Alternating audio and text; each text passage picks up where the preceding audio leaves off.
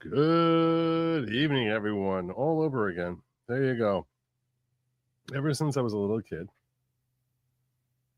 as long as I can remember, my whole life, I had a distinctive feature that I never liked. And I resented this feature, and there was nothing I could do about this ever since I was a little kid. And I thought I might outgrow it. But apparently I have not. And that feature is that when I am really tired, my ears turn red. See? Like that. And they feel warm to the touch also. There you go. Yeah. My mother always would be like, "Oh, you're tired." I'd be like, "Stop it." Yep. Yep. And I am. I am really tired. But we have ground to cover. And I got grounds to cover. Whew. Diddy day 3. Okay. If you caught my video today, I will say this. I was very frustrated with Emily Johnson, the assistant district attorney who was doing the direct examination for Cassie. Very frustrated. And I thought there was some great evidence that came out in the morning session. And I was like, so much of this might be lost because she's everywhere. And asking the same stupid questions over and over again. The same thing over and over again. So then he made you do the freak off that night? Uh-huh. But you didn't really want to be with that man, did you? No. Who did you want to be with? Sean. And let's turn now. That was in July of 2013. Let's turn now to September of 2010. And so on September 6th, do you remember having an incident then? Yeah, what happened then? I had a freak off with this guy. Oh, where was that at? What was the hotel? And what was the circumstance of that? And how did you feel about that? And you didn't really want to be with him, did you? Who did you want to be with? Every time. I was just like, now let's jump to 2014. Do you remember something happening in Atlanta in 2014? It was like no direction. I have no idea where she's going next, and we have no idea how long we are from the finish. There's no chronological order. It's helter-skelter. There's skelter there, helter is there. I don't know where we are. I don't know where we are. Help me out, Emily. Help me out here.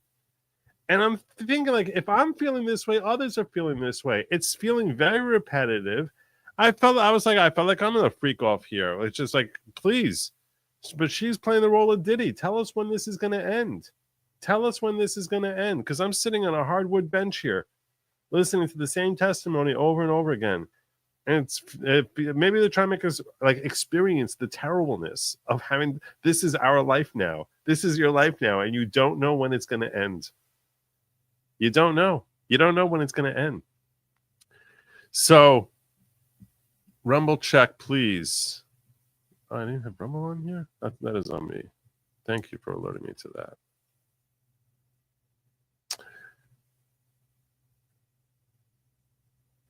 Good evening, Rumble and YouTube.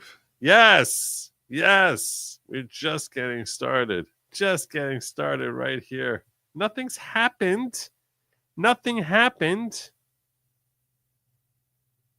It's there.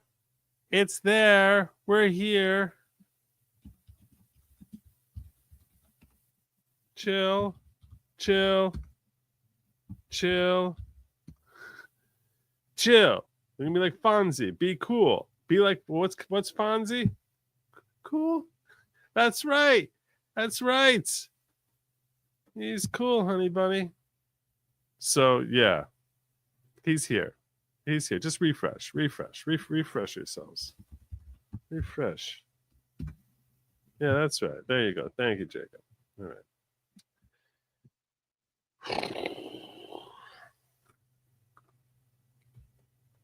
Anyway, but there was some great info that came out. Far better than what came out yesterday in many ways.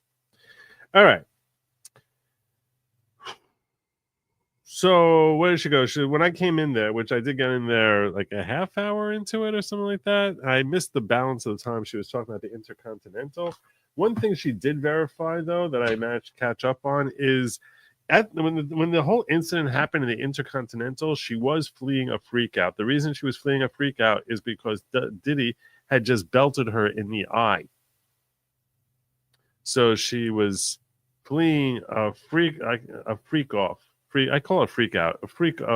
The freaky time. She was fleeing freaky time because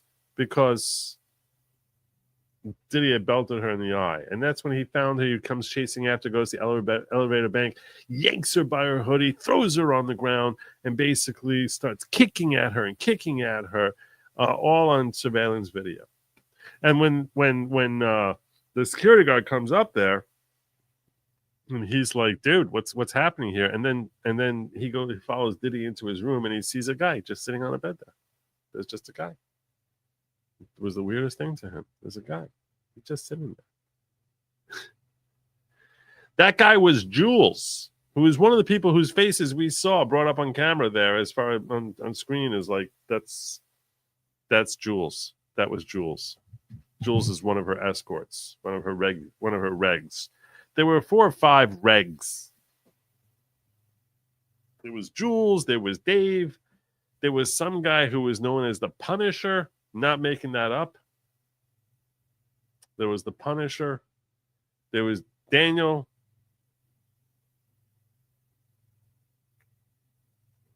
That was Jules. Anyhow. So, who paid the escorts? Diddy did. Let's go to exhibit text message. So here's where what we got this morning is that if you watch this trial and you hear Cassie talk, and look, a lot of stuff can change on cross. A lot of stuff can change on cross. But if everything ended right here at the direct and you heard her testimony and you're not convinced that Diddy is a grade A monster, grade A, just terrible human being, there's your morality meter is just way askew. There's something wrong. This is how she never did drugs like beyond marijuana before she met Diddy. She's doing all these drugs to try and get through the freaky times. So now one of the drugs that she wanted to take was ketamine. That she took was ketamine. Why? Because ketamine was very dissociative. He's like, I don't want you to. So there's a text exchange where he's like, we need to have an FO without K.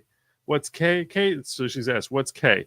K is ketamine. They're reading these text exchanges. The way they did it is that Johnson would play the role of Diddy, and then she would read her own lines. So she's like, what did you understand K mean? K means ketamine. Why did you want to take ketamine? Oh, because ketamine for me, it works. It's very dissociative. And when I'm taking ketamine, it's like I'm not even there. And that's what I needed to get through the freaky times. So he's like, but the reason that he said that he didn't want her using ketamine is because a successful freak off, a successful one, whatever the heck that means, is memorable. And if you're taking ketamine, you're not going to remember it. Like this self-involved jerk is like, I'm not just going to scar you. I'm going to make sure those scars are always there. I'm not going to let those scars ever heal. No. You need to remember the terror that I'm putting you through. That's how it comes out. That's how you need to remember this awfulness. How is that enhancing the experience for him? But he's such a monster that this is not, and I want you to know something, the more she was talking about this, the more obvious it was to me that this guy has a deep hatred for women. Deep hatred for women. And this entire thing that he's getting off on is that he is degrading her, that he is humiliating her, that he is making her this thing which everyone looks at as, this beautiful flower, and urinating on it, ruining it, destroying it, crushing it. That I think he has such deeply disturbing issues. And that explains why he'd be punching her in the face. I think he has such deep, deep issues. I think the dude's a complete and total monster. And yeah, so that's why you would say no more ketamine for you. No, you're going to remember this. So, and in the text exchange, it says, so what did she say when she starts talking about, I don't want you to have ketamine? She said, I'm just getting back on track, meaning like I'm recovering from the last, I don't want to talk about freaky times. I'm recovering from the last one. And he goes, that FO is what we do. That's what we do. Like, this is like our life. And then he offered, I can fly Dave in. They were in Los Angeles. He's like, I can fly Dave in. So what happens? Dave is flown in. That's what happens. How many different places did she have? Did she engage with Dave? Oh, well, he was from New York, but we had in New York, in Miami, Los Angeles, Las Vegas. She's listing off one city after another, different places that he was shepherded around the country for purposes of engaging in freaky time. This lays out, you would think, transporting across state lines for the purposes of engaging in illegal sexual activity. Oh, we're going to get to that. We'll get there, Allegan. We're going to get there. Defense will be many are in freaky stuff. He thought she was into it. She arranged it at times. Oh, really? Really? You didn't see my second video today, did you? I don't think you saw my second video. Hey, hi, Joe. I hate YouTube, but love you. Zero notification about the 8:30 Central start time. Only got notification about disgusting Diddy coverage at 9:30. Thanks for letting me vent. Keep up the great work. I'm sorry about that. I'm sorry. I plan on doing this just for your own edification. It's very frustrating to me how YouTube does that to so many people. I announced in the last show, I plan on trying to do that. What I did tonight, I don't like splitting one stream into merging two different things. I feel as if that then my total production is just it feels ad hoc. And some people want A and others want B. And there are some people who just want both. But those people, I feel like they can, I'll shuttle them over from A into B. One way or another, it actually worked. I rated myself. And it gave me a 9.7. So, no, I managed to, in Rumble, I managed to raid myself. So that worked. So I think that this is a better way to do it. It just requires an extra couple of thumbnails and an extra couple of minutes from me. And I have so much time these days. So much. But it's worth the extra couple of minutes. I think I'll like the final product a lot better. The people who want Diddy will get Diddy. People who want following program will get following program. So that means I'm going to be starting earlier. And next week, I'm probably going to be starting as early as 9 o'clock for the following program. 9 o'clock Eastern, 8 o'clock Central. That's probably what I'm going to do. Because the court times are moving earlier. Now, this week, we're from 9:35, but from next week onward, we're supposed to be starting at 9 and going until 3. So I should be able to set stuff up a lot easier and do things that way. Yes, I know. They're very red. They're very red. All right. So then they talk about her 29th birthday. Where's her 29th birthday? In LA. She was in some place called the Flying Dragon, I think, or something. I didn't get the name down. And she was hanging out with friends. And surprise, surprise, who shows up? Diddy shows up. Yay! Diddy's here to celebrate my 29th birthday. She just wanted to hang out and sing karaoke. No, it's time for us to have freaky time. We need to have freaky time now. That's what we need to do right now. Have freaky time. She's like, I really just want to sing karaoke with my friends. And he's pulling her out of the party over and over again. Come on. We gotta go freaky time. On her birthday. Happy birthday. Yay.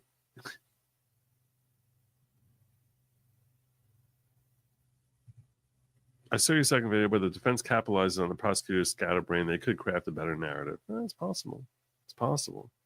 We'll go through whether I'm going to go through before we finish tonight. I'm going to go through the elements of trafficking, so that we can see they at least cover it. So they cover the elements.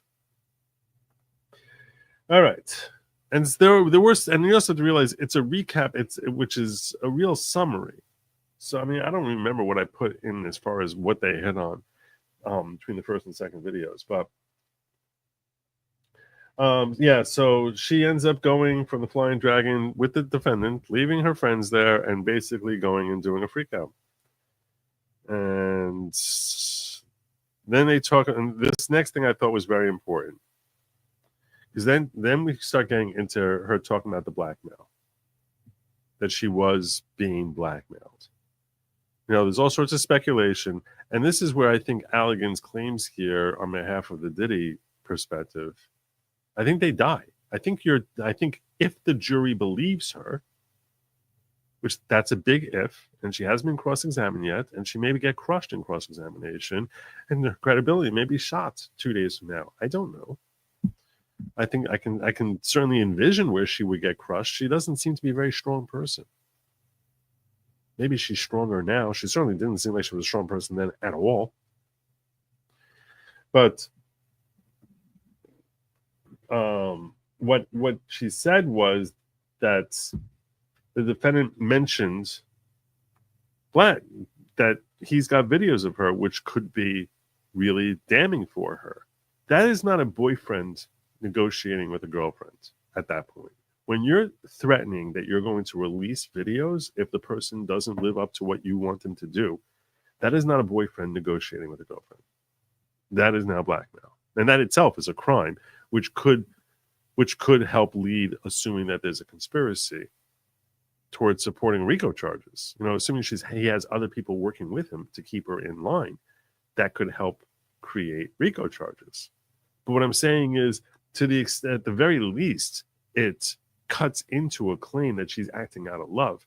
And it's because it doesn't just show that she's not acting out of love, it shows he knows that she's not acting out of love. He has mens rea, because why are you blackmailing someone? You just talk them into it.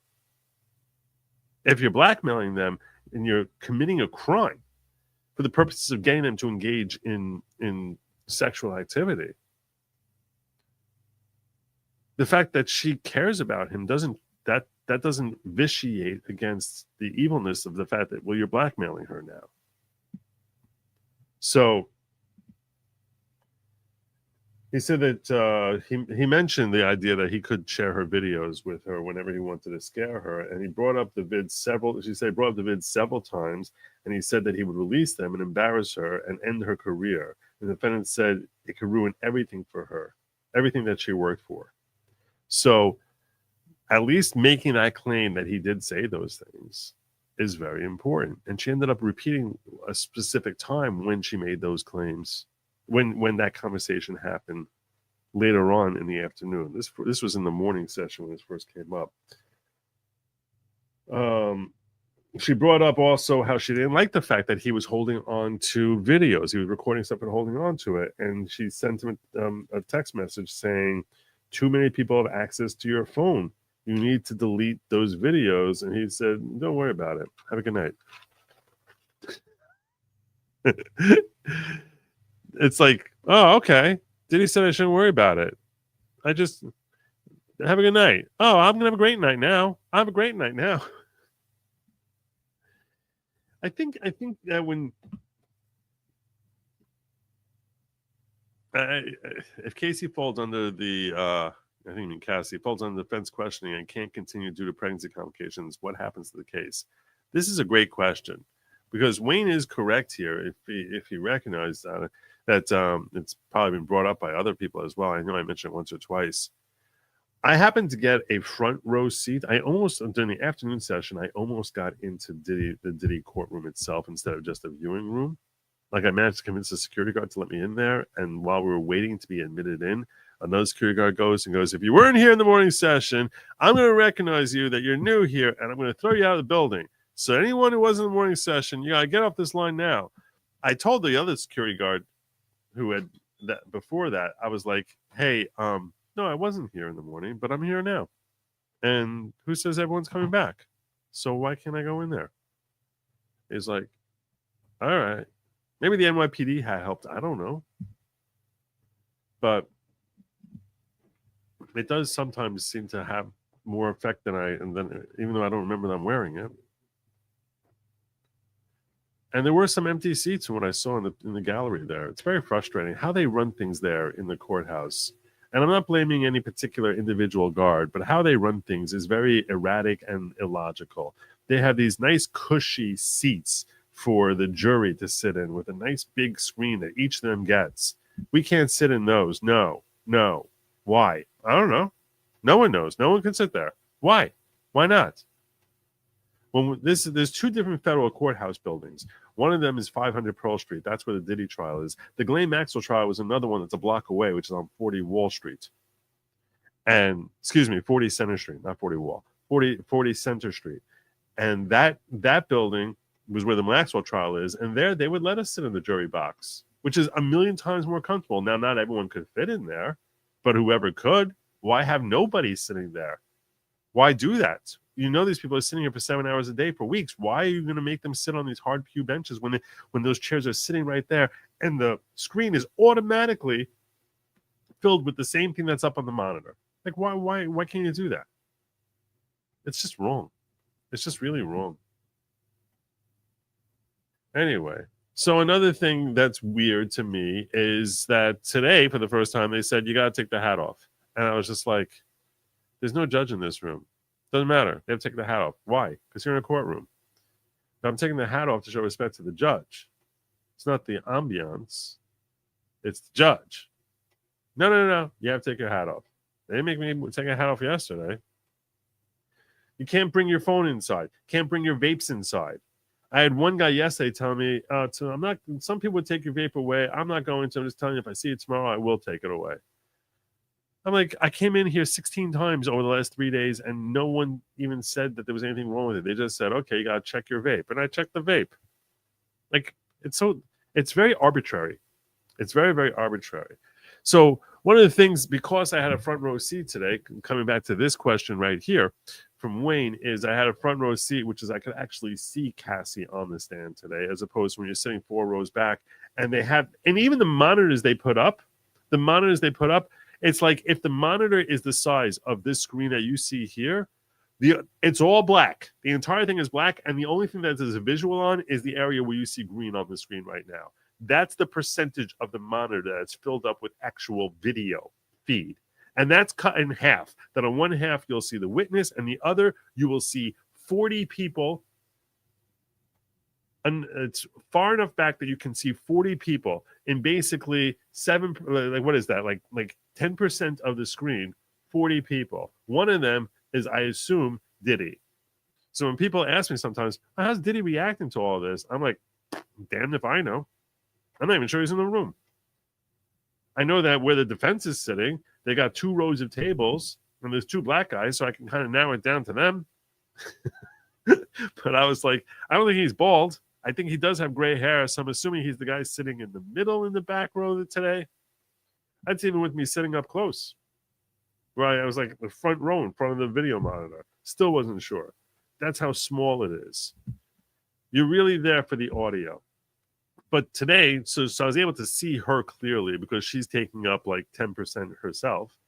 And when she stood up for the jury to come in there, she looks as if she's going to pop a baby any minute. She looks very, very pregnant. Some women look like pregnant. She looks, when she stands up, she looks like I don't know. I don't think there's no way on earth that kid's not popping out before the verdict. She's way beyond 7 months. She's deep into her 9th month. If she does end up giving birth, and they seem to have concerns about that. They seem to have concerns about the timing of whether they'll have enough time to cross-examine her. I don't know what they would do in that scenario. You can't strike her testimony. I mean, you could, I guess, if she doesn't get crossed. But I guess they could bring her back at some point in the future. They're not going to make her do it from the delivery room. So I guess they would bring her back, in a month for cross-examination. That's what I assume would happen. That's what I assume they would do. That's a good question that I'm not positive about the answer to. Jaybird, greetings, salutations, my fine leader. Thank you. I'm wearing my tracksuit and freshly made Kool-Aid in the Yeti. Please invade already. Signed, a Canadian wishing for freedom. We're on our way. We're on our way. We're coming for you. Don't worry. We're coming to save you, my brother. Have you got to interact with Inner City Press yet? I haven't seen him yet. I don't know where he is, but I haven't seen him. So I've seen him in other trials. I know him. I've met him. I've sat next to him and live stream and tweeted out other trials, but no, not this one. So I haven't seen him anywhere. I know he's there, but I don't know where. You did not, though, Jew card for hats? No, I was wearing a yarmulke. So I just wear a yarmulke instead. They don't make you take that off. Anyway, let's move along because people want to know what happened. Joe, tell us what happened already. 26 minutes in. You only got one page out of like 15. All right. Start moving through this a little bit faster. They admitted a ton of exhibits at that point and started bringing in different text exchanges. So she said she was in Atlantic City, and someone said that they saw someone that she was at some sort of thing, some sort of show or event or something like that, and she was being interviewed, and someone there told her, some guy named Sujit told her that he heard that there are sexually explicit videos of her, and she started texting Diddy. She was furious because she thought that her fears about someone accessing her phone had come to reality, and Diddy was like texting her, you need to tell him this is your life and this is serious, and get more info from him. Find out who it is, find out what video he's talking about. So, and then he's texting, this is crazy, do not let him out of your sight, because you need to get to the bottom of this whole thing as to exactly what he thinks he knows. And she referenced someone named Who Kid, that she thought the information came from a guy named Who Kid, and I don't know what Who Kid is. I don't know if that's a stage name. I don't know if it's a last name. I don't know what this is. I don't know what Sujit is. But so basically she wasn't sure. So she said there was a whole party atmosphere going on there, and she ended up driving back from AC to New York, to Atlantic City, to New York City with him in the car because Diddy told her, don't let him out of your sight. And the whole time she's freaked out that some of the Freaky Time videos got leaked somehow. And Diddy's like, so she said, we went to New York from AC. Sujit was, she said he wasn't feeling well because he was like really hungover from all the partying they did in AC.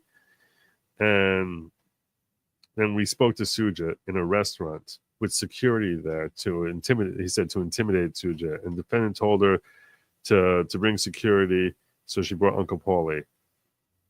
And James Cruz, was a manager, was also there. And they had this whole meeting with Sujit. So what ended up coming out with that whole thing? We don't know. Maybe they couldn't get it in. Maybe the judge didn't let it in. Maybe Emily forgot about it. I don't know. I don't know what we're supposed to take from that, other than that she was very freaked out about the idea that her videos could be released. It was a good 10 minutes of trial time that they were talking about this. I heard it. Now you did too.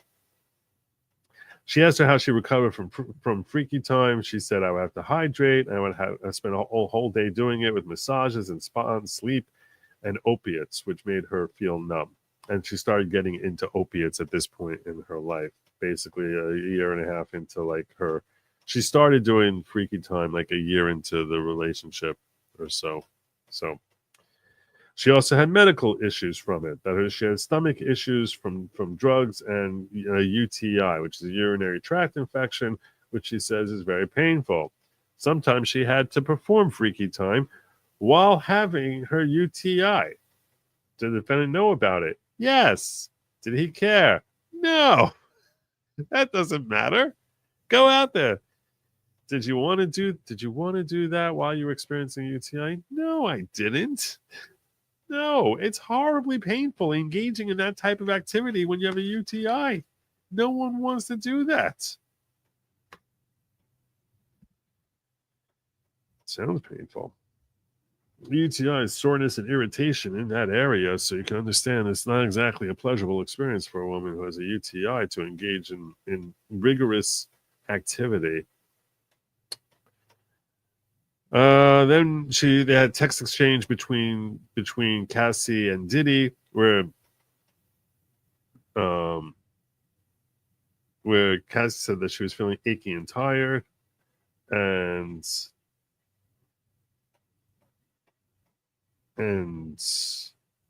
he's like, I had a great time this weekend, thank you. And she said, me too, I love you. And that's what she wanted, just to have that he's pleased. That's what she wanted. I don't see how that helps, unless they're trying to take the sting out of the defense bringing it up. She also said she would have sores on her tongue. And then another time she had a UTI. How you have sores on your tongue? You get sores on your tongue from licking lube off of parts and licking oil off, and also just from rough treatment in her mouth. I'll let you do the math on that. She told the defendant regularly about the UTI, and he would say, she said that there's a text exchange where when he tells her about this, she tells him about the UTI, and he goes, I'm sorry. And she says, why are you sorry? And Emily Johnson is like, why did you ask him that? She's like, because he's not sorry. He's not sorry. He doesn't care. So, like, why are you saying you're sorry? July 18, 2012, Cassie said, I didn't mean the weekend was hell, but it wasn't my body. I don't know what that is. How would you feel after Freaky Time? Emotionally empty and just gross. Then they started talking about clubs, because apparently, while most Freaky Times were in the privacy of someone's home or a hotel, they did go to some clubs. And they visited a few. He visited a few, only obviously with the defendant. She said she said Diddy wanted to go. I was terrified. And then they started talking about the concept of swinging.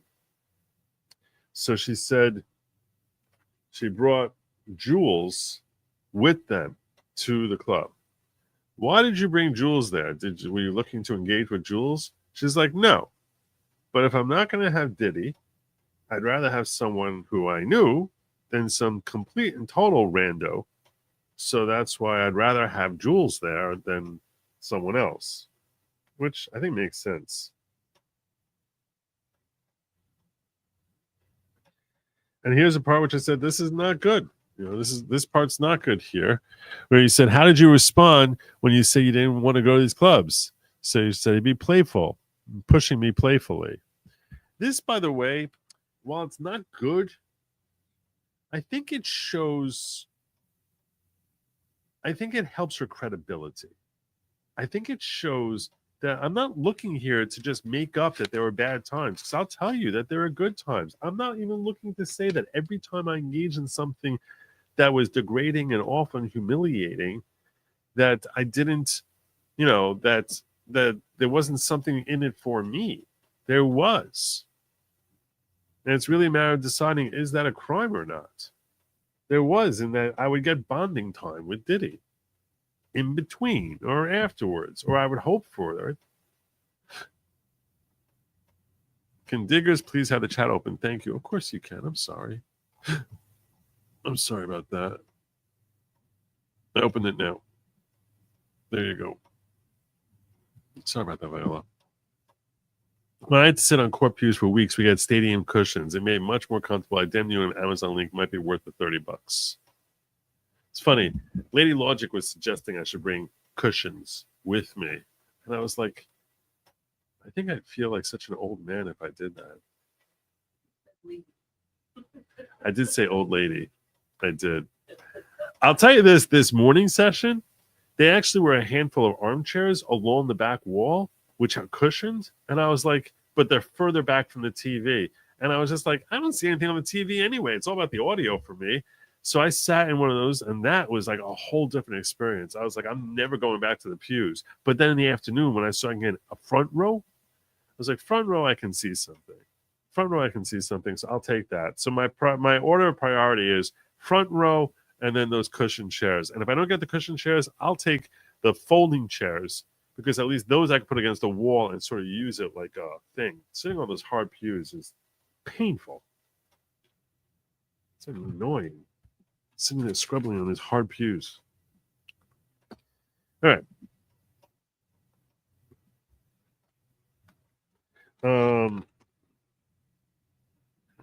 There were a few times she tried leaving a freaky time. And what would be that scenario? So she said if she was having if she was having a terrible time and felt unsafe. And what would happen when you would leave? Oh, well, he just dragged me back to the hotel. So she would run away sometimes because she's like, this is terrible. And he'd follow her. She actually said there's a place she regularly would run away to, like, and he would follow her, and he's like, you're going back in there. You're going back in there. You're going to finish. And she said she would always end up back in the room. Always. And the defendant would find her, and then the freak out would continue. So, you want to sit here and say, oh, he thought she was enjoying it. She's like, stop it. I don't want to be here. She's running away, and he's like, you're getting back in there. She's in the middle of vomiting. You're getting back in there. It's like, okay, I know she agrees, but if she's agreeing because of blackmail, that's not agreeing. That's not free choice. That's illegal coercion. I'm sorry. If she's telling the truth. Again, she hasn't faced cross yet. And that can change everything. Take a thick sweatshirt to make a pad if stuck on a pew. That's not a bad idea. I actually thought about that. I actually thought about taking off my jacket today and sitting on it, because I was like, that would be better. Because anything's got to be better than this. Sweatshirt's not a bad idea at all. All right. Let's talk about her injuries from Freaky Time. She said, defendant put his hands on me. He grabbed me, pushed me down, hit me. Would the other guy be in the room with you? Sometimes. Tell us someone who was in the room with you who saw you getting injured by Diddy. So she said, Jules. Other times it'd be someone, because she'd go off into a private room, and when she's in a private room with Diddy, and the guy would be left behind in the living room, and through the door, the person can hear that he's beating her around in that room. They were in the same suite, but not in the same room. If you know, were escorts aware that you were getting beaten? Yes. How do you know? They could hear. They'd ask afterwards if I was okay. When did it start? It started in the first year, near the end of the first year of the relationship. It's the first time you hit her. He put his hands on me. Which cities? New York, Miami, Los Angeles, too frequently. Then we start getting into documentation of the injuries. She said there was a fight in front of her friend Mia and her friends Mia and Deontay, where he came to her house and they were there, and he got mad at them, and he got mad at Cassie and threw her down. Her head hit against the bed frame, and they jumped on his back to stop him. But after he threw her down, they jumped on his back to stop him. And she had pictures where she has this gash on the side of her head, and it looks like a golf ball under her skin and swelling by her eye. It looked awful. It looked really terrible. And when Diddy saw that, he sent her to a plastic surgeon. And he was very concerned. It was really ugly pics of her left eye. So that was in 2013. On August 5th, 2013, she sent him a picture of her swollen eye. And she captioned the picture with, "So you can remember." Why did you want him to remember? She's like, well, I was really hoping he would just say he was sorry, but I should have realized better.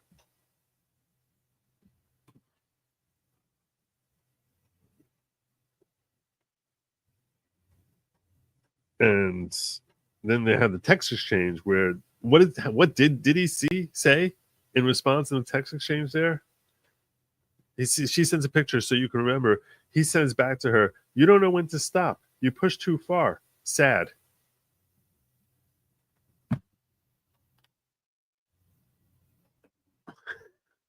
She sends you a picture of her of her black eye that you gave her, and you're saying you don't know when to stop. You push too far. Sad. I'm sorry. This is zero accountability. Like I said, you can't listen to this and not think, wow, you are such slime. You are such self-absorbed slime.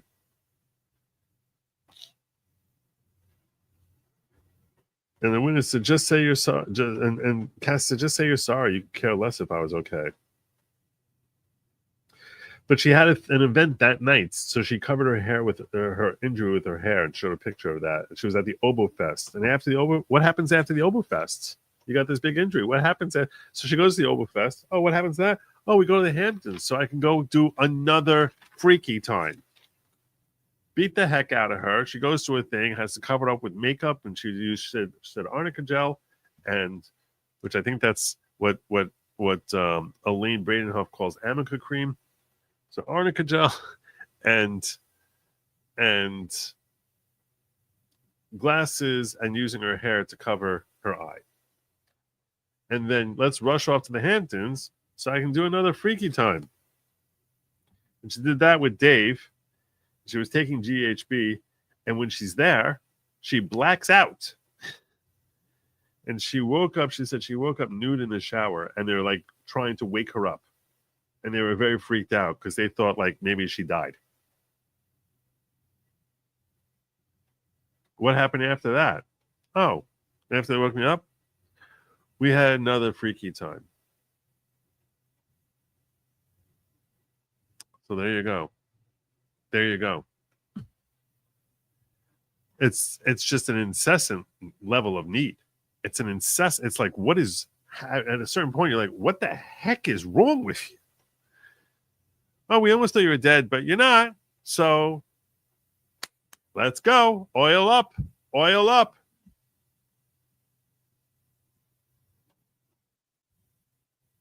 You're not old because you want a cushion. Buy the one recommended Amazon with next day. Was at Federal Circuit the other day. Nice padding in their seats. Yeah, that's if it's in their seats.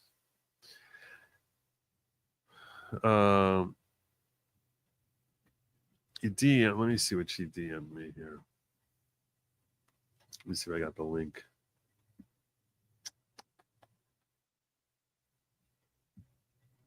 Ooh, that is a nice looking thing.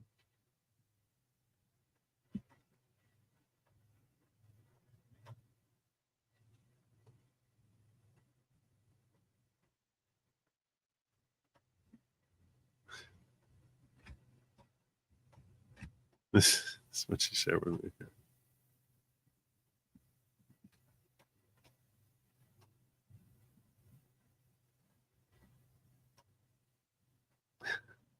That's funny.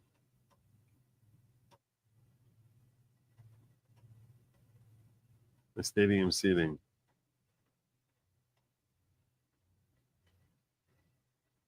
All right. Thank you. It's very thoughtful. The Tom Shoe portable stadium backseat cushion. It makes sense. It really does. If they get the friends testimony, it will be big. Oh, they're going to get testimony from the escorts. We're going to say that we already heard from Dave, from Daniel, who said he heard her getting beaten. So when they were in a different room, and then she came running out and like was shaking and like in his arms, like just shaking and being slapped around. All right. By the way, from that thing, she ended up getting a permanent scar. Then let's talk about what happened in Cannes. In Cannes, they got into an argument, and he accused me of stealing drugs. We were on a boat, so he threw me off a boat with no shoes. I'm there on the shore with no shoes at all. And here's a picture of me looking like a model on the red carpet, which was later that day because I was going to going because I was going to a premiere. So I come to this premiere, and when I'm there at this thing, Diddy's there with me. He's sitting next to me, and the entire movie, in the darkness there, I'm wearing this beaded dress. He was like squeezing my leg as hard as he could to like drive the beaded dress into my thigh to try and like hurt me while I'm sitting there next to him that no one could see because he was still angry at me because he thought I had stolen his drugs. So, and the whole time he's glaring at me and just like squeezing my thigh. So the next day, she's heading home, flying back from France to New York. And she's supposed to be sitting next to Diddy. And she's mad at him. So she changes seats. And when she changes seats, the guy she's sitting next to has Diddy come up to him and say, "Hey, I want to sit next to my girl over here. Do you mind moving up to first class? And I'm going to sit here." The guy's like, "Oh, okay, sure. I'll take your first class seat." So he sits next to her and takes the seat over when she specifically moved away to get away from him. And then he opens up his laptop there on the plane and starts watching video of Freakout, of Freaky Time. And he was saying then he would release them. And this was an interesting quote she said then. She goes, right there, I felt trapped. Like, how do you get out of this situation?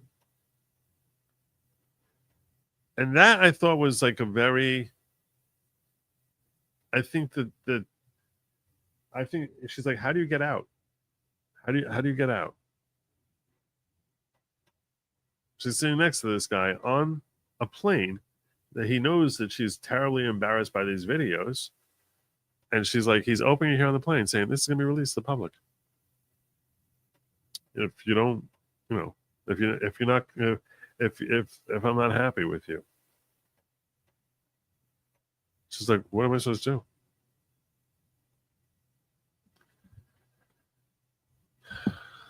The escorts in our ball, their escorts, friends present with no criminal actions are present with no criminal actions are better. Well, then you got Mia and Deontay, and you also have other workers. We may have security guards come in and testify as to what they saw.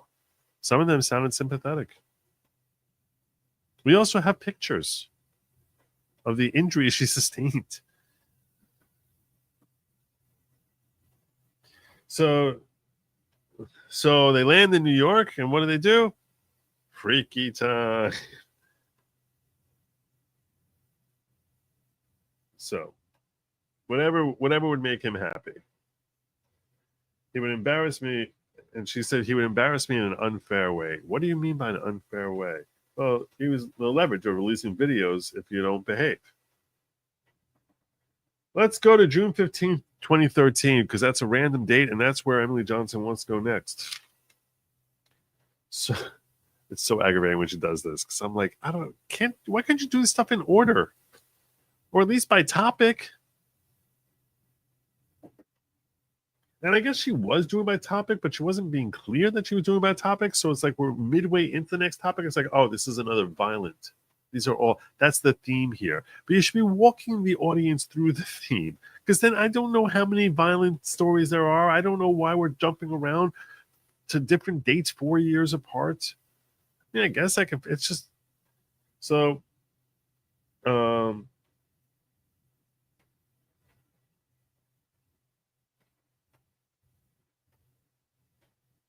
defendant said, "I'm here," sends a text message. "I'm here." The witness sends a flirty text. This is Cassie sent a flirty text, and saying that she wanted Diddy. And Diddy responds, "Thinking about a freak out," and she responded, "Me too." Why did you respond, "Me too," if that's not what you were thinking about? And she said, "Fights are never good. Violent concerns. If I didn't want to get high or do what he wanted." So he said she had high concerns that he would get violent if she did not do what he wanted, and she had to look like she wanted it. Now, folks like Allegan will say to me, "See, so he thinks that she wants it." Okay, then why are you blackmailing? If you think she wanted, why are you blackmailing her?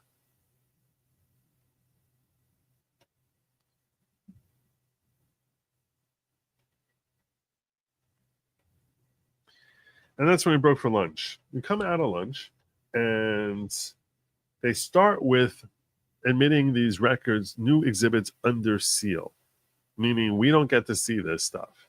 And they start describing it.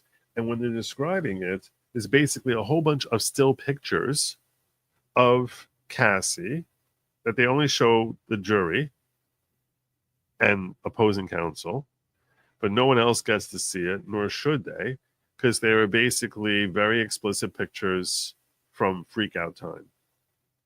And she's explaining, okay, so that's me and Dave, and that's me and whatever, and that's me just sitting on a couch, but you could see it's covered in all these different linens because we had to have everything covered to protect it from all the oil that's going around there, and different pictures of her from freakouts that were admitted as exhibits at this point. That's just me with covered what's on your skin. Oh, that's just the oil. And then she starts, and then after they went through those, and they spent a nice long while talking about that. She was asked, when was the first time the defendant got physical with you, meaning putting hands on you? She said, first year. Frequently enough, but soon after that, it became pretty common. What type of physical? He'd punch me, he kicked me, he dragged me, he pushed me. Who saw that? Malik from security saw it happen. Mia saw it happen. George Kaplan quit over it. He worked for Diddy, and he was so sickened by the violence that he quit because of it. And also Uncle Paulie was another security guard. Then she listed off others between 2015 and 2018, other security and staff who saw it, saw the abuse. So one of them was that D-Rock, who comes up a lot as a guy who tracks her down when she's bad, takes her phone from her when she doesn't do what Diddy wants, follows her around. So that's the use of the security guard. And this is supposed to come into the whole thing that you have the crews working with them, that it's an enterprise, that this is to support the RICO charge. I think that's what the objective here. And also James Cruz, but not with respect to seeing the abuse. Although I guess them seeing the abuse and doing nothing about it, perhaps that they're working in tandem. Did you ever initiate a physical fight with Diddy? Yes. Sometimes I would hit him. Did you ever see any injury on Diddy as a result of you hitting him? No. Then we had an objection to the general nature. You're not talking about what time frame we're in here. Tenny was getting frustrated with Johnson's questioning style. So she starts getting more narrowed down. So tell us about times in the first few years. So the first time was we were in a restaurant, Philippe, and for a brief moment I caught him flirting with a different woman, and I yelled at him about it. And he knocked me. We were in the car. This is the first time she ever got hit by him. So we were in a car, and he knocked me down onto the floor of the car, and he's hitting me on the side of my head. How did you respond to that? I was shocked. What did you do? I went home and I hid out. In 2009, I was drunk and we were at a place called the Ace of Diamonds, and I was talking to a producer about music. And Diddy thought I was flirting with him, and he called me a slut, and I hit him in the face. How hard did you hit him in the face? As hard as I could. Oh, what happened next? Oh, he attacked me. I was on the floor of the Escalade, hiding my face, and he was stomping on it. When we pulled over, I took off out of the car running, and then security caught me. When I saw my face later, I saw I had knots on it. I was bleeding. I looked horrible. So the defendant told me to sneak out of the hotel we were in and go back. Sneak out of the house that we were in because there were people there, and go hide off in the Hotel The London. So she hid away for like a week because the injuries she sustained were so bad that it took a week for her to recover. Did you want to stay in the hotel? No, I actually wanted to go home. But he said I could not go home. He said you cannot leave because he was afraid that people would see that he had beaten her and that it would be bad PR for him. Or he's trying to hide it from the police. But, the state wants us to believe that the objective is to keep his illegality hidden. I think that he would be trying to keep the bad PR. That's probably primary, first and foremost in his brain, is the bad PR. So what did he say when you said you want to leave? He said, absolutely not. You cannot leave.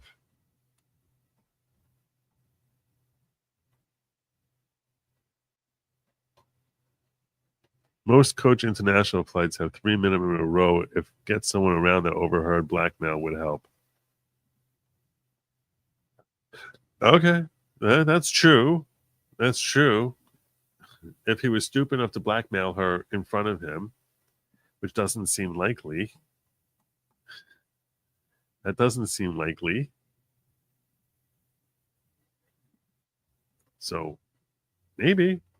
I don't know. While you're here, if you can please like and subscribe, I would be much obliged. I work all day. I wake up at 7 in the morning and I'm streaming here till well past midnight.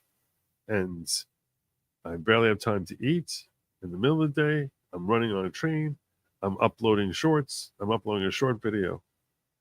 And then I get on and I'm running into the courthouse and going through security, sitting on that stupid bench, scribble, scribble, scribble, scribble, scribble, trying to assemble my thoughts. When we get a break at 12:30, upload a video, and that takes a whole time to process it. Then I come back here, then I run back into the courthouse, sit there for another 3 hours, scribble, scribble, scribble, scribble, upload another video, try to pimp it out, try to remember to send it out to locals also.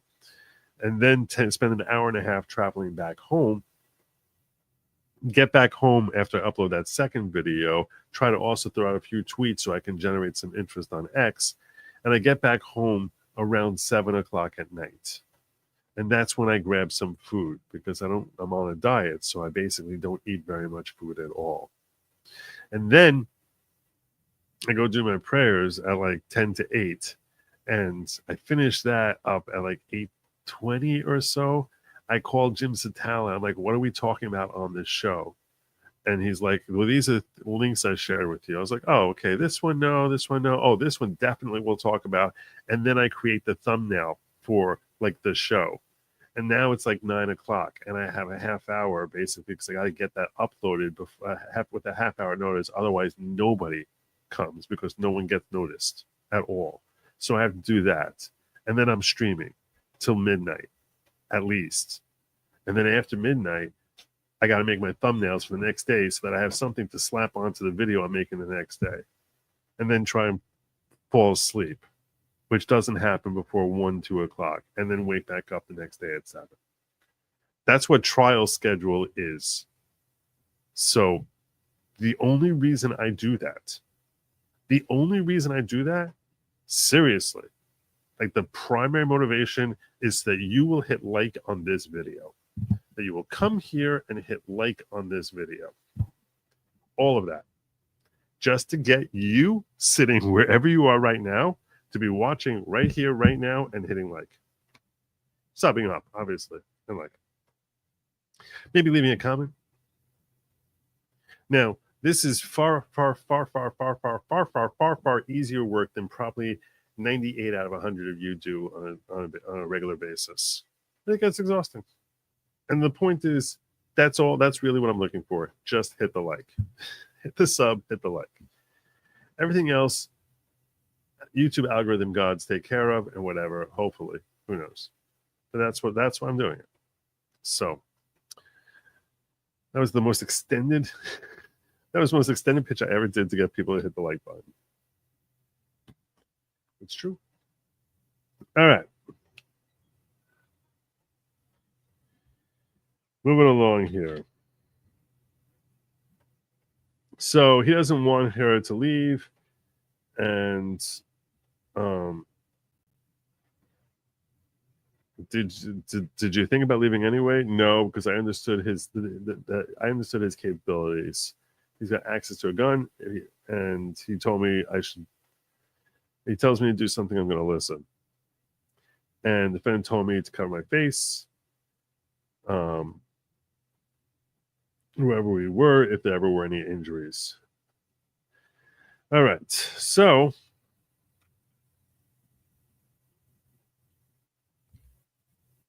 what is this blind man in conversation with? Oh yeah. Now, what did you tell about your mother about all of this? Oh, so there was a report about Diddy allegedly hurting some woman, but they didn't identify who it was. So my mother asked me if that was me, and I lied to her and said no. Why'd you lie? I was ashamed, and I didn't want to put her in danger because I was afraid if I told her and she knew, that Diddy might hurt her. Then she starts talking about Mila Morales, who's a makeup artist that she had worked with for years, even before she knew Diddy, and that she stayed by Mila's place after she healed up enough to leave the hotel. And she said there was a party at Prince's house. So she and her friends wanted to go. But she didn't want to tell Diddy about it because she's like, Diddy's not going to let me go. So I don't want to tell Diddy about it. What did you think he would say? Oh, he'd say no. So what happened? So I went with my friends and I get there and everyone's telling me, Diddy's here. And I was like, oh my God, no. Diddy's here at the Prince party. He was supposed to be performing. And she's like, I saw him there and I fled. I ran out as fast as I could, and he was angry, and he's running, and I don't know how, but I ended up falling in the bushes, and and he ended up coming with me back to Beverly Hills Hotel, and he beat me up in the room while Mila was in a different room. And what injuries did you get? Bruising and knots in her head. This is where we get up to Scott, as we're recounting different incidents which set Diddy off into beating the heck out of Cassie. So Scott dated in 2000. Scott is someone she started dating in 2011. She didn't tell Diddy about it, and she wasn't really in the relationship with Diddy at this period in time. So, because they would be on and off, and still she's doing freaky times with him. And during a freak out, Diddy went through her phone and saw an email from Scott where he said that she should bring her toiletry bag to his house. Diddy goes into a rage, picks up a wine bottle opener between his fingers, and is running after her with it. So she flees, and she ran from freaky time, gets the heck out of there, and she went to her house in Beverly Hills. And there's a worker named Capricorn Clark who worked for Diddy. So she comes to Cassie and says, Diddy wants you to come to his office and talk to him. So she goes to the office there. And when she gets there, he's irate. And that's when he tells me, I've got all these videos of you, and that he's going to release them. And on my way out, he kicked me in the back and like knocked me to the floor. So I went back to the hotel, and when I get back to my hotel room, I see the entire place is torn up, where there's pee on the floor, and basically he and presumably his crew came there and just trashed her room to punish her. She's like, someone took a big poop and left it in the toilet there, and there's pee on the floor, and all the stuff in her room is trashed, and the whole place was ripped apart. This was late 2011. On December 23rd, 2011, she sends an email to her mother, and the subject is threats. And she said, the threats made toward me by the defendant that he will release 2 explicit sexual videos, one on Christmas and one, I don't know, it wasn't clear it was the day before or after. And that also that he also said that he's going to physically hurt me and make sure that he is out of the country when he's going to make sure that I'm physically hurt and that he's going to be out of the country when it happens.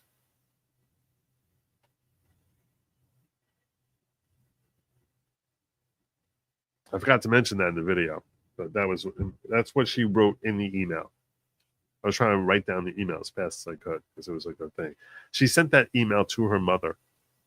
She never told her mother about the injuries or anything like that, but she basically wanted her mother to be alerted to this. I think she was legitimately concerned. She's like, I don't want these videos to shock her, so that's why she told this. Then she went back to her mother, who was living in Connecticut for the holidays, because 2 days before Christmas. And her mother took photos of the bruises on her body, and she's got this welt in her lower back, another one on her leg, does not document the abuse, and that's the first time she told her mother about the abuse. But she did not tell her mother about Freaky Time. And she said, why didn't you tell your mother about that? She's like, I couldn't justify it. How do you tell that to your mother? It's just like, there's too much shame. Like, I couldn't even justify it, like what I'm doing. So she stayed in Connecticut for the holiday, and Scott came out to Connecticut to her folks. Well, I don't know if it's her folks or her mother, but whatever. And when Scott came out there, she broke up with Scott. Why did you break up with Scott? She said, I thought there's too much danger in me dating him. Because the defendant said he was going to hurt both of us. So if I stay with him, we both get hurt. And if I break up with him, neither of us gets hurt. So I broke up with him.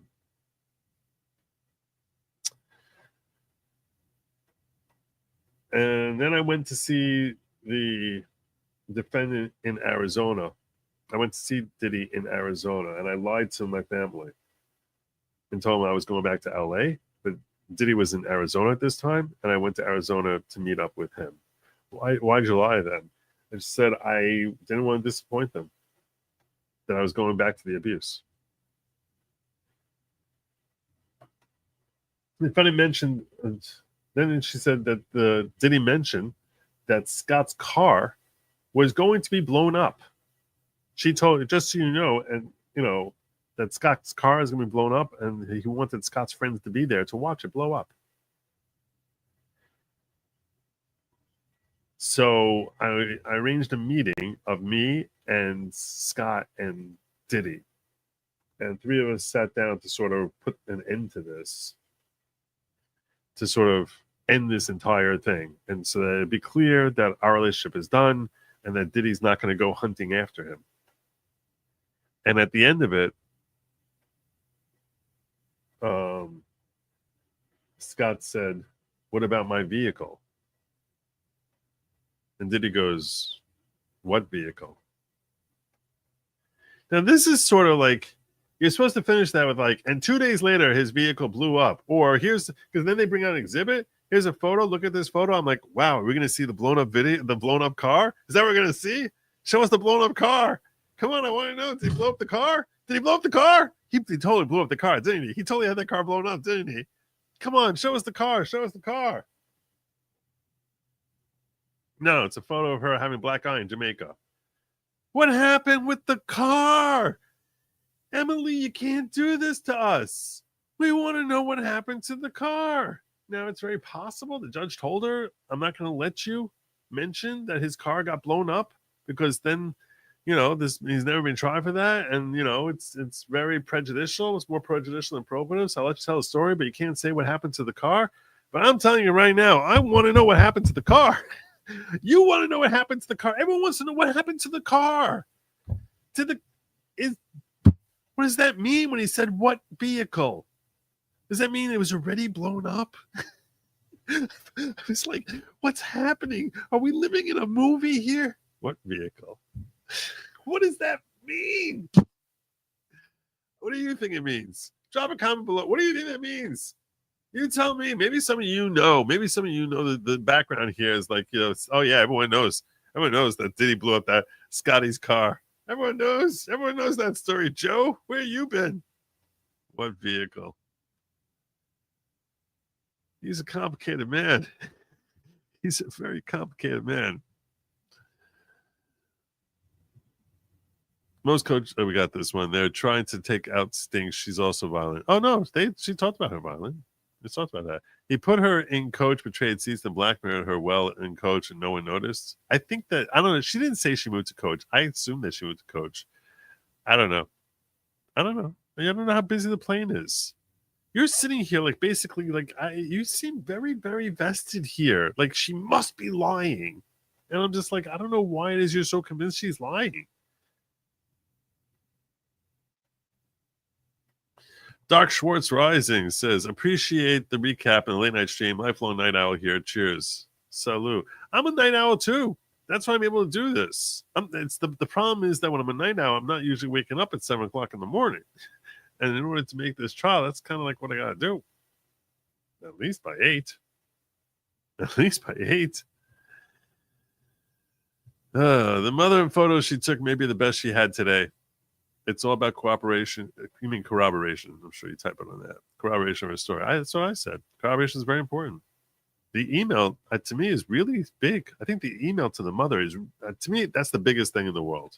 Because now she's corroborating that she's being threatened and potentially, that he's looking to release videos. And here's the other thing that I pointed out, which is if he's willing to physically harm her, why would she? And he's not deleting these videos. And even if he mentions the videos, why should she not be terrified and, realistically terrified that if you're willing to physically harm me and punch me, why should I think you're not also going to emotionally try to damage me by releasing those videos, psychologically damage me, try to hurt me in that way?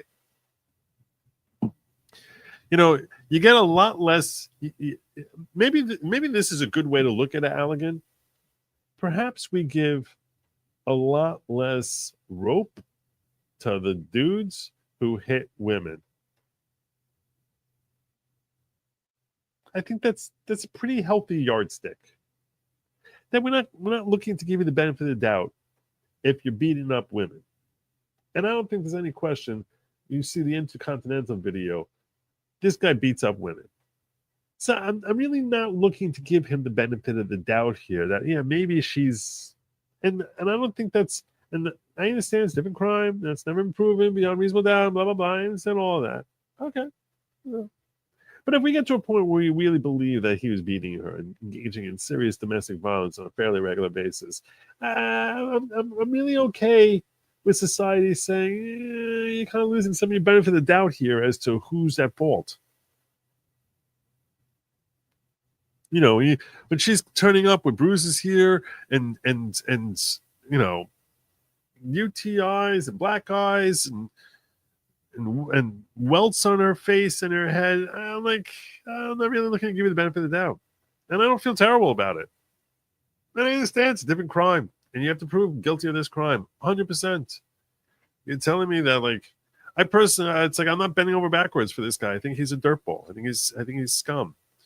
Now, I don't want to get punished for a crime, but I feel as if you're very concerned that this is like a trend that, boyfriends who get girlfriends to accede to do certain things are now going to be rife to getting convicted. And it's like, I think that concern is really, if that is, I know you haven't said it that way, but if that is your concern, I think it's an overstated concern.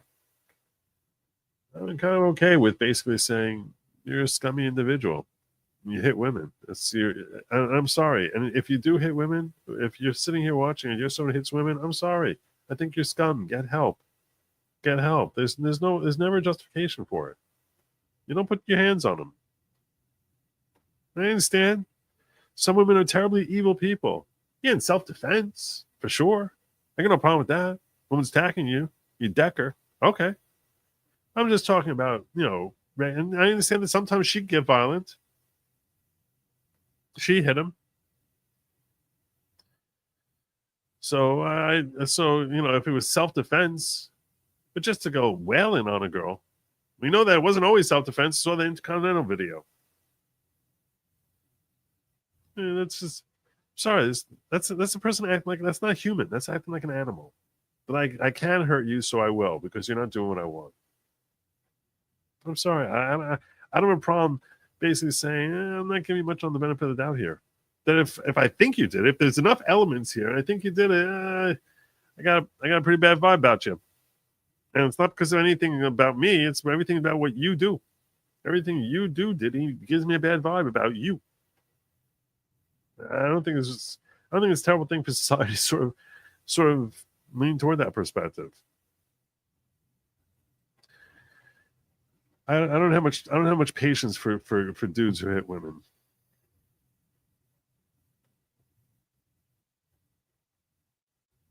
Is it considered kidnapping unlawfully detained? Diddy's keeping her in a motel, not letting her go home.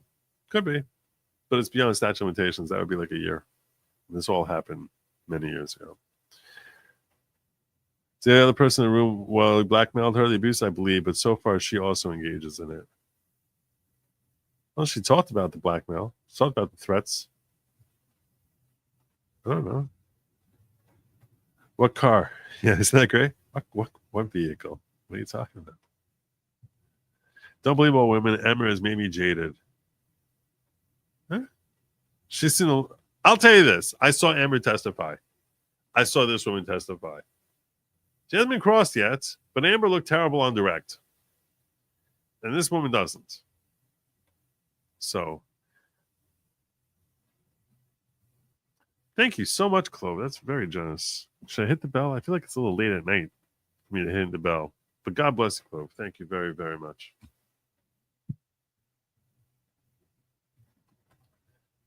Do a quick peek over in the ghetto, make sure I'm okay. Johnny Reb says, scaphoid fracture surgery done today. Everything went well. You are missing some great Karen Reed trial moments, Joe. I'm sure I am. I'll tell you this much. I have no doubt it would be I would have a much easier life if I was doing Karen Reed right now. And I also know I'd have 1,000 fewer subscribers. So I gotta sort of pick my poison. That's just the reality. So we can't all have fun and games. And compared to this, Karen Reed is fun and games. Allian says she admitted hitting him too. Who started the fight? She said that's the time she hit him. Why witnesses are needed, not just their statements. This is Rico's case, not DV. Maybe we can review the charges and what's needs proved in one night. Oh, we're doing that tonight. And this is one of the things I think it'll come down to the jury instructions. Because like I said, it'll come down to the jury instructions as to what if she's doing it for both? What if she's doing it because she wants time with him and also because she's afraid of him? I can very much envision the jury seeing that. And when I'm going through the jury charges in this case, I'm going to be looking for the instructions as to what's considered coercion. Is it mostly coerced versus mostly voluntary? If there's some coercion, does it automatically be considered coercion? That's what I want to know. To me, that everything on this case turns on that. Because I think at all times here, she was always searching for him to actually love her. I do. Or show appreciation for her, respect her. Or more, but she wanted something from him. But I also think that for much of the time here, she likely did not feel she had any kind of chance. I don't see how she had any choice. Again, she hasn't been crossed yet. That starts tomorrow.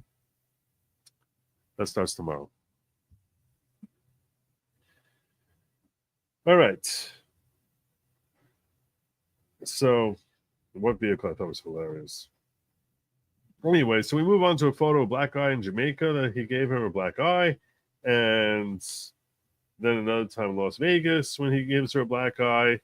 She's running to the bathroom, hiding under the toilet. D-Rock's And then and he's stomping on her while she's like trying to cover up, protect her face by hiding it under the toilet bowl. So that when D-Rock came in and saw her, he started. That's Diddy's security guard, D-Rock. When he saw her, that he started crying. When he saw the injuries, and she said that she had 2 black eyes, a golf ball knot on her head, and a fat lip. And that she got a text message from D-Rock saying, "You should go get some ice on your face."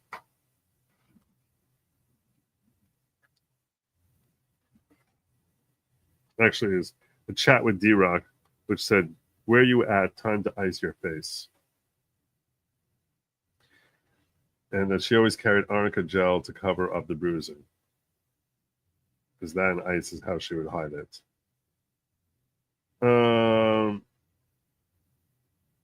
Then they talked about other incidents where he was violent to other people, that she saw him violent with an assistant and punched this guy Eli in the head and saw him drag Mia. And then there was one time with this friend of hers, Vanna, they saw her throw Vanna and lean her onto balcony furniture and then holding her over the railing. But that they seem to move past very quickly. Which I don't know if this is him dangling a woman off the roof, which is kind of like if this was on the 17th floor of her building. And we never heard why she was upset at Vanna. And I think the reason for that is because she wasn't in the room. She just saw Diddy attacking Vanna and probably heard from Vanna afterwards what had happened, but that she didn't see her. She didn't hear it, so that probably would have been hearsay for her to tell over how the fight started between Vanna and Diddy. Then she talked about how her friend Carrie Morgan, who was a lifelong friend of hers, who broke up with her in 2018 when there was an altercation between Diddy and Carrie Morgan, and he hit Carrie in the head with a hanger, and Carrie never spoke to either of them ever again, with like a wooden hanger. Then they started talking about drug usage.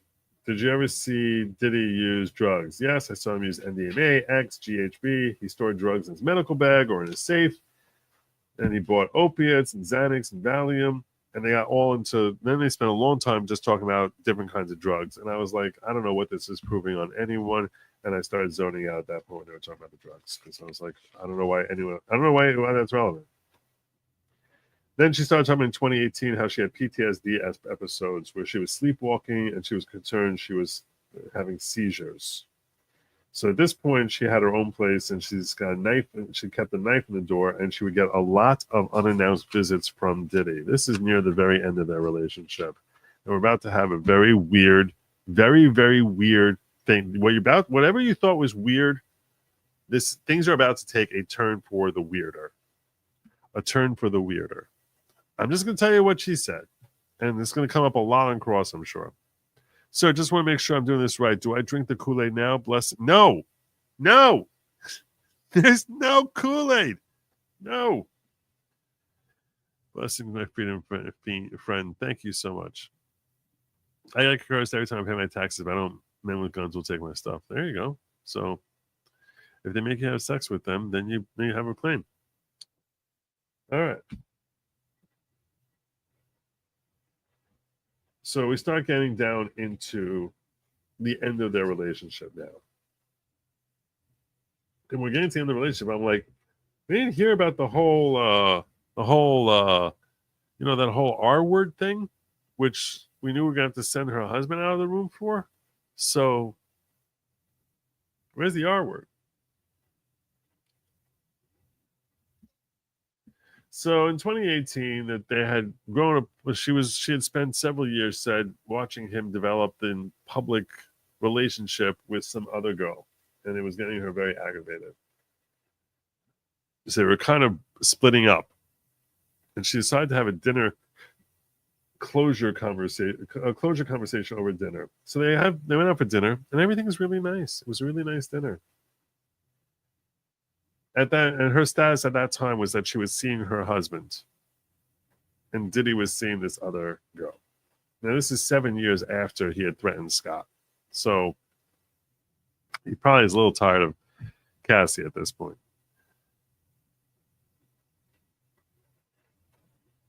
This may be a cross question, like why no cops? Maybe. I don't know. I don't know how you call the cops here.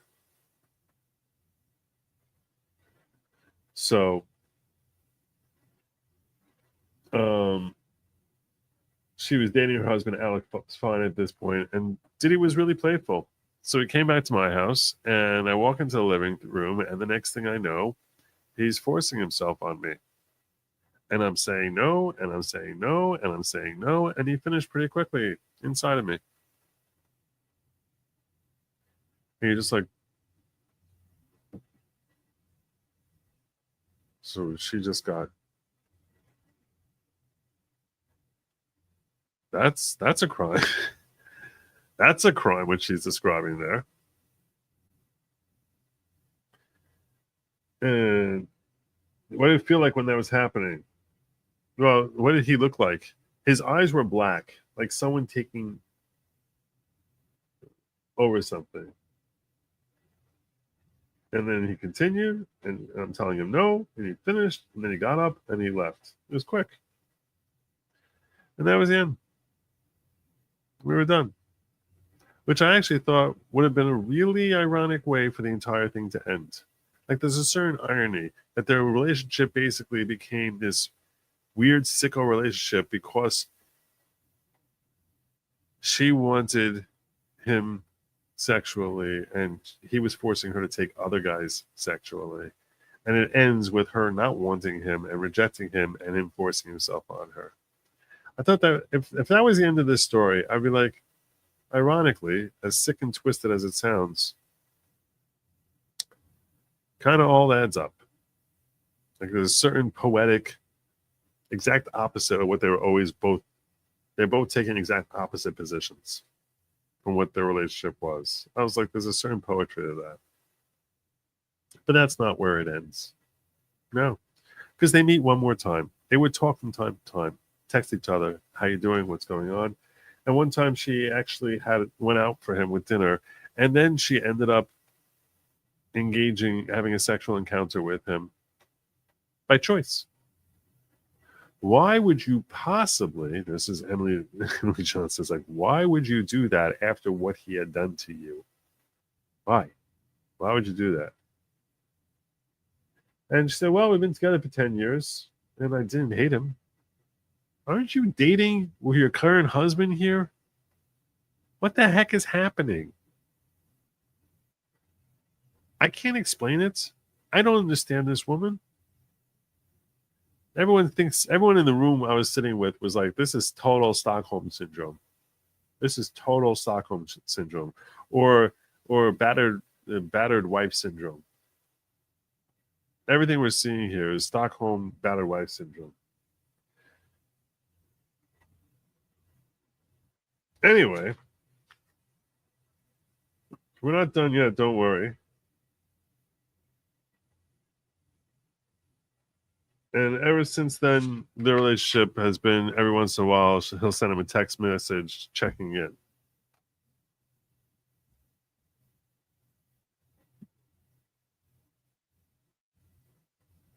On March 1st, 2019, she gets a text message where Diddy says, "You've got an iPad full of skeletons. If I was you, I'd get me my money back." What's he asking you there? Miss Johnson asked Cassie. Oh, so Alex was my personal trainer, and Diddy had been paying him. And when he found out that we were dating, he said he wanted his money back. So, um, so I responded back to him, I don't think you want me to tell the truth. It's much bigger than iPads. So she was asked, what did you mean when you wrote that? I was referencing the abuse and the dynamic of the relationship and that he wouldn't want that to come out. So that was her way of dealing with it at that point. And that's healthier, at least. But you want to threaten me? You want to take me down? Then you go down. March 7, 2017. There's some conversation. This is before they break up. where she said, I told you I feel like this is all I'm used for. And because he was upset that she didn't want to do, he was upset she didn't want to do a freak out in 2017. And then she said, I didn't lose you. I saved a week of my life recovering from freak out. I don't know what this means. Anyway, fast forward to 2023, which is only like less than 2 years ago, right? Well, I guess it depends when in 2023. She ends up going to rehab. Cassie now is married to Alex. Fine. So this is 5 years after she broke up with Diddy. She's married now. I think she already has a kid. I don't know. One of you probably knows better than I do. She goes to rehab. Why'd you go to rehab? Because I was spinning out. What happened was she was shooting a video. And while she was shooting the video, she had flashbacks to the freaky times. And she said she didn't want to live anymore. She wanted to self-delete.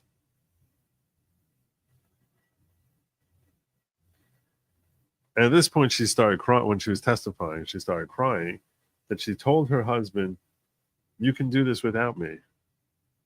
Meaning, you can take care of the kid and handle this without me. You don't need me.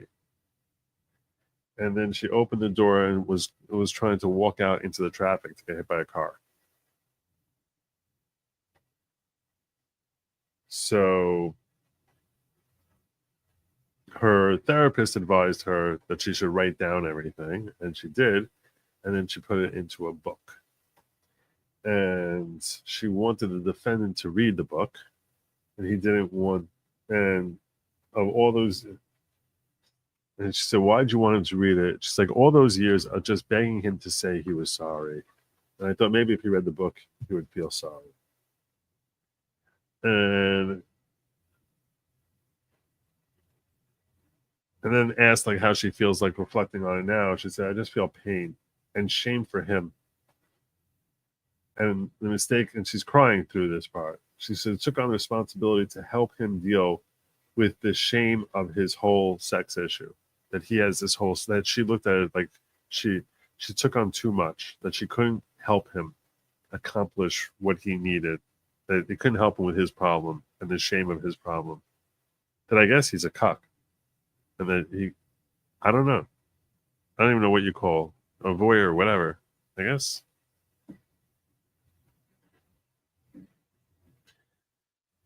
And then she reached out to an attorney because she wanted to be compensated for her pain. And she asked him for rights for the book. I want to sell the book to you, the rights to the book, before I release it.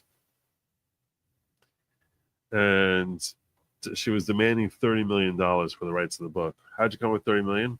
I don't know. It just felt right. It felt appropriate. And he wasn't interested in buying the book. And then in November 2023, she filed a civil lawsuit against him and his company, suing him for $30 million. And the next day, the lawsuit was settled for $20 million. So why are you testifying today? She was asked how many freak outs she has. Impossible to know. Hundreds.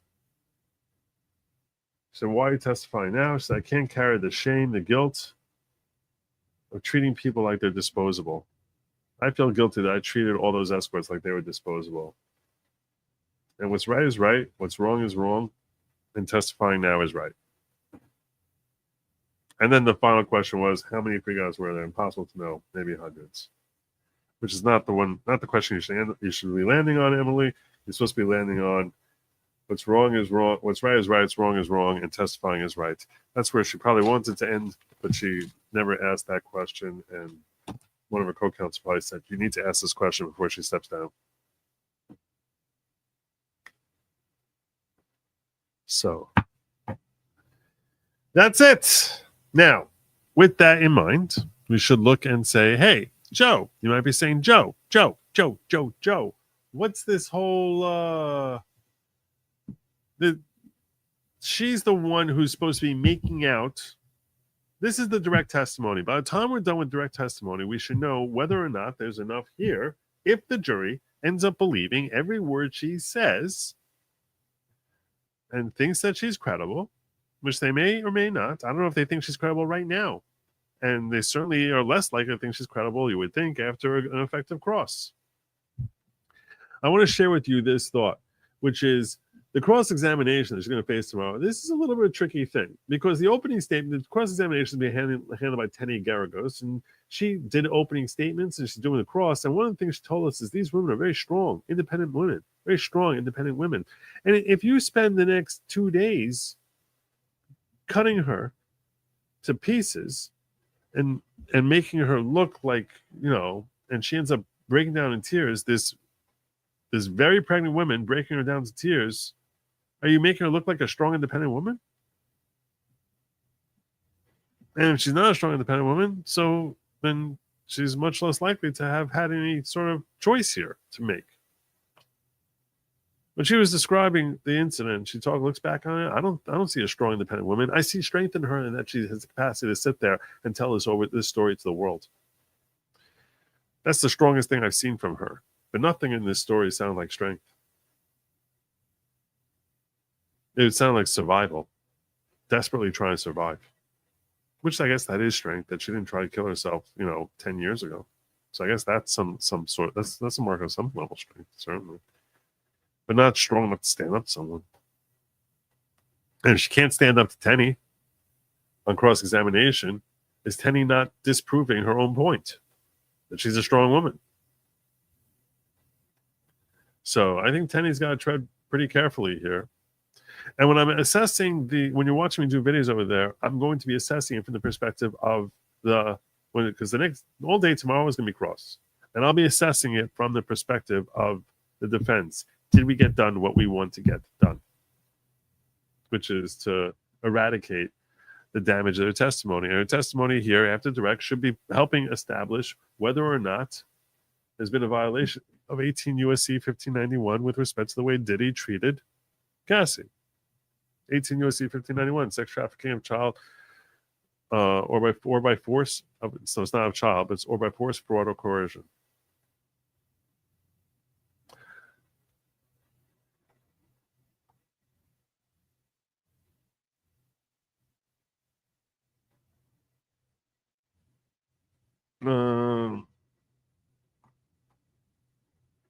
So the term coercion. Let's see what we got here. Whoever knowingly, in or affecting interstate foreign commerce or with special maritime territory, recruits, entices, harbors, transports, provides, obtains, advertises, maintains, patronizes, solicits by any means a person or benefits financially or by receiving anything of value from participation in venture which is engaged in an act described in violation of paragraph 1, knowing or is except where in the act constituting the violation of paragraph 1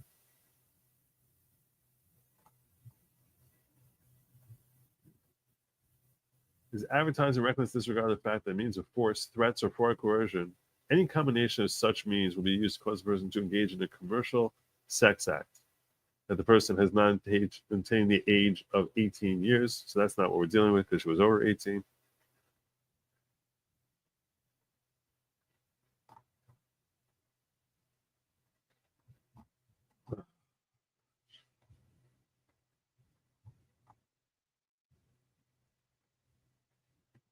Oh, or that person. I'm sorry, I missed the or there.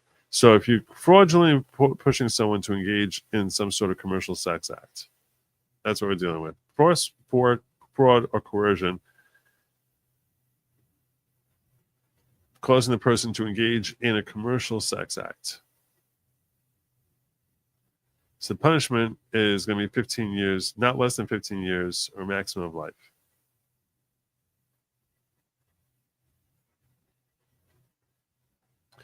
Okay. So what does coercion mean? Coercion means threats of serious harm to or physical restraint against any person. Any scheme, plan, or pattern intended to cause a person to believe that failure to perform the act will result in serious harm to or physical restraint against any person. and the abuse or threatened abuse of law or legal process. So here, coercion does not mean, does blackmail qualify here? The term coercion means threats of serious harm. That's what serious harm means. The term serious harm means any harm, whether physical or non-physical, including psychological, financial, or reputational harm, that is sufficiently serious under all surrounding circumstances to compel a reasonable person of the same background and the same circumstances to perform or to continue performing commercial sexual activity in order to avoid occurring that harm. So blackmail would qualify as serious harm here, I believe, reading that definition. So threats of releasing video, I think I would say that's coercive.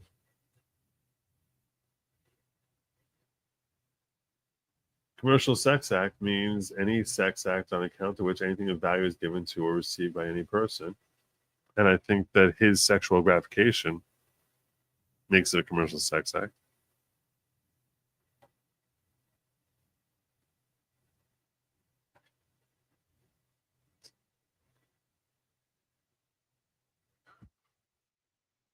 So yeah, if he's blackmailing her into having sex with others, I think that qualifies as sex trafficking by force.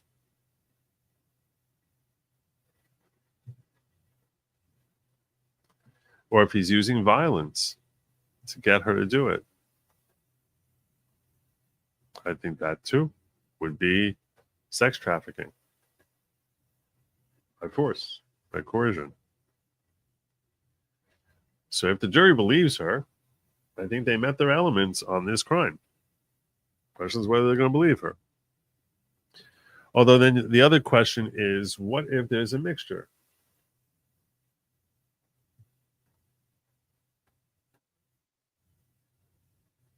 Benefits financially or by receiving anything of value. No one except for acting of value is advertising. It means of force, threats, of fraud, or coercion.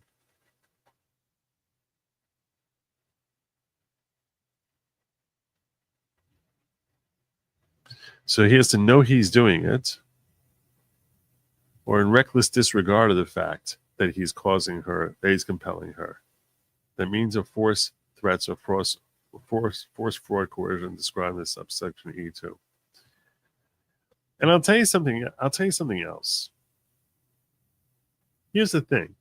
If 95% of the time, this is what I would argue if I was the state, if 95% of the time she's doing it because she wants love, and there's only 3%, 5% of the time that she's doing it because of the threats of blackmail or afraid of being beaten,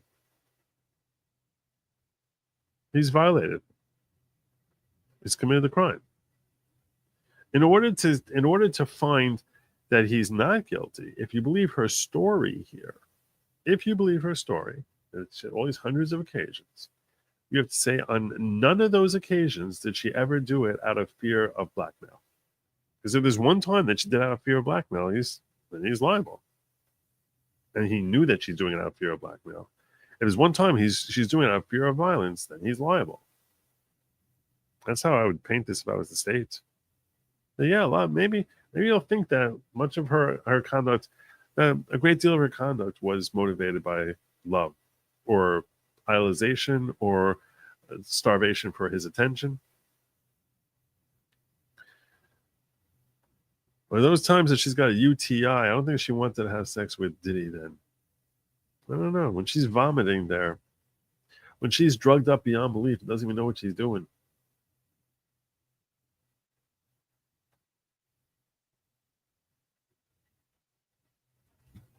And he's like, you got to keep going. You got to keep going. Even if she starts a freaky time with the best of intentions, she's 3 days into it, doesn't know what the hell's going on. And you're like, you have to do another session. You have to do another session. You have to do another session. You think there's free choice there at that point? I don't know. And it could be I just don't like giving the benefit of the doubt to a guy who beats women. Maybe that makes me a bad person. I don't want to give the benefit of the doubt to him. I really don't. I don't like this guy. I do not like this man. I think he's a very bad man. He's a very, very bad man. It doesn't mean he's guilty of this crime, but it means I'm not looking to give him the benefit of and I know he's innocent until proven guilty beyond a reasonable doubt.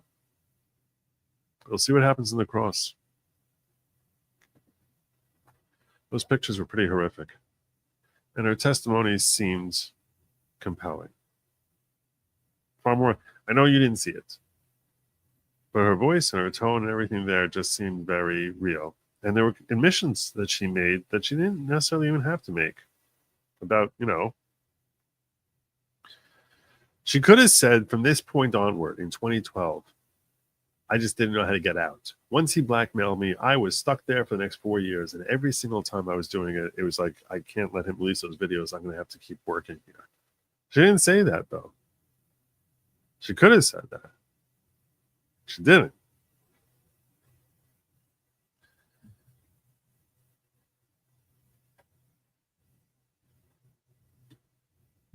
Thank you for your guidance, sir. Put the Kool-Aid out for the little stray cats. Yes, it's not for us. It's not for this. You don't know what's in that Kool-Aid. She was just great, but yeah. I said it's she's a mystery. She's a complete and total mystery. I can't explain it to you. I'm just telling you what she testified to. Maybe I'll tell you this is how I see it going down. I'll tell you how I see it going down. That she sits down and she's meeting with him and he's like, do you want our last exchange ever to be that? Or could we have one good final time together for old time's sake? And she's like, all right, for old time's sake. That's how I see it. That's how I see it. That's how I envision it going down. Still crazy. In a liberal jury pool that thinks LGBTQ and freak sex lives are normal, will this affect the jury? They're not liberal in that way. I think that you're misreading what liberal is. Also, I got to see some of the jury. I saw 3 black faces. We saw them walking past the camera. I saw 3 black faces, 2 black men and 1 black woman. There may have been more that I didn't see because I only saw like 10 of them. But she presented as being fragile. She presented as very, very fragile. Which is why I think that she can be broken by Tenny. In fact, I think she will break unless Tenny is careful. She presented as being very, very fragile. Not stupid. Not stupid, but fragile. Like, it's like, how naive is she that at 20, she doesn't know what oral is? She just has this fragile flower who basically she was shocked the first time she gets kissed in the bathroom. She's like, I didn't realize what the music industry was. Really? Really? You're going into the music industry and no one mentions to you that, hey, some people might try to take advantage of you, honey? All right. Able to see the jurors. If so, how's the action of the jury while Cassie's testifying? They specifically shield us that we're not supposed to see them. I was able to see the tops of their heads when they were filing in, but we're not. They are. I can't even see Diddy. I'm telling you.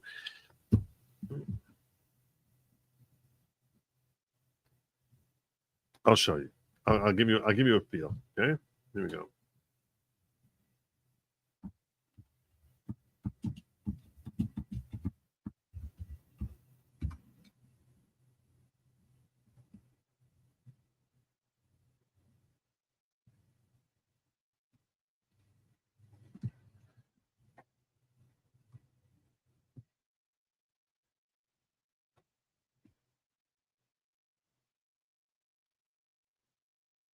Okay, imagine this picture here. This picture right here, but in low definition. That's how big everyone looks on the screen that we're looking at. But low definition. So no, it's not nearly as clear. You can't make out this guy's expression here. And that's what I'm saying is there's 2 black people sitting with the defenses, and I was like, I'm pretty sure this one's not Diddy because he's bald. So I don't think Diddy's bald. So I think it's the other black guy. Imagine this in low definition, and you have an idea for like how well we can see the people in the room. Now, the witness looks, I would say, probably like I would say, man, definitely not that big. Probably like this size. So you can see him. You can see him. It's also not great quality, like this, like low quality of this size that you see me now. So you can see them and you can make out their expression. You can obviously hear the tone of their voice, but that's the video quality we're dealing with here. So I wish I could tell you more, and I tried getting in there, but I was like, I'm not getting thrown out of here. She went home and seemed free to travel. She kept coming back. Why? They need 2 witnesses. Second witness of blackmail. Otherwise, he said, she said. Really? Is he going to say? Because I don't think he will. So it's a she said, no one said. Likely. It's likely she said, no one said. My wife curses me all the time. Take a trash, mow the lawn. Otherwise, unhappy wife, unhappy life. Okay. All right. Did she punch you? Did she give you black eyes? Did she tell you she's going to release sex videos to the world? If you don't take out the garbage, take out the garbage. Or I'm going to release this sex video of you. I'll release your nudes. So that kind of changes the whole nature. And I'm pretty sure she would never ever think of saying something like that to you, no matter what she was asking you to do, because she's not a horrible person.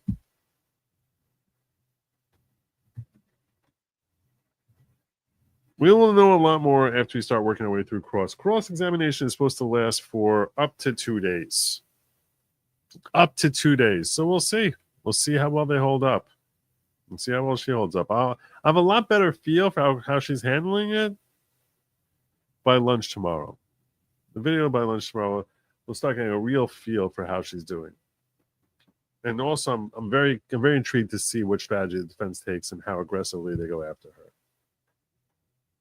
Anyway, please make sure you like, share, and subscribe. Drop a comment down in the algorithm so I know what you're thinking, and I try to read them all. So, yeah, and it definitely helps the algorithm, helps the channel grow, and that's what this whole thing is about. I thank you all for joining me. I need sleep. Have a good night. Go on speed. Oh, wait. Gotta get in courtroom, Joe, but that will mean taking an early bus. That means like leaving at 6 in the morning. I don't know how that's going to happen. I need someone else to go in for me for that to happen. I don't know any other way to do that. So, yeah, I don't think that's going to happen. Anyway, who knows? Unless someone volunteers to stand in line for me, I don't see how it's happening. Good night, everyone. Go on speed.